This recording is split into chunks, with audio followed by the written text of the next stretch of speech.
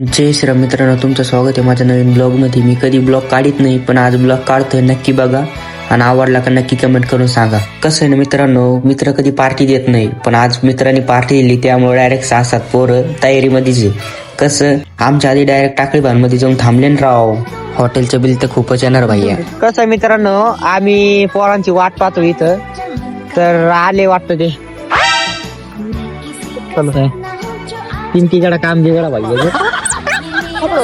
मग काय कोणत्या गोष्टीचा उशीर होता, डायरेक्ट हॉटेलकडे गाडी घेतली. जाता जाता किस्सा असा झाला ना, दोन्ही गाड्यामध्ये लागली रेस.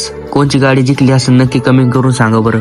हॉटेल बाहेर तर गेलो मित्रांनो, पण काय विषय, हॉटेलच बंद होतं. काय करावं आता, मग चला म्हणलं दुसऱ्या हॉटेलमध्ये निघलो ना. मग दुसऱ्या हॉटेलकडे, आणि त्याच्यात खूप गर्दी रोडनी. हॉटेल तर बाहेरून तर असं दिसत होतं, मधून तर काहीच नाही असं वाटलं. पण काय मध्ये गेल्यावर पाहिलं तर खूप चांगलं. आणि त्यात आता आम्ही रोड चुकलो. ही छोटी मांजर पण इथं कामाला होती राव. आम्हाला रोड दाखवते, तिकडून जा इकडून जा आणि आम्हाला पैसे द्या. तिला पैसे तर नाही दिले, पण आजची माणूस पाहिला आम्ही, पा बरं कसं दिसतो भाई. करो भाई, हमारा ब्लॉग चल रहा है.